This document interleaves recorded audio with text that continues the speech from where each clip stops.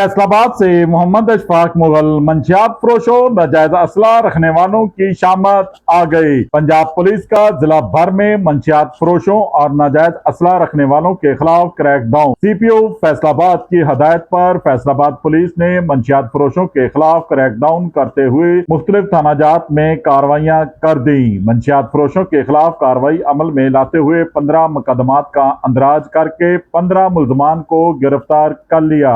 मुल्जमान के कब्जे से 4 किलो 200 ग्राम चर्स, 720 लीटर शराब और 80 लीटर लहन शराब बरामद कर ली गई। नाजायज असला के खिलाफ कार्रवाइयां अमल में लाते हुए 16 मुकदमात का अंदराज करके 16 मुल्जमान को गिरफ्तार कर लिया गया।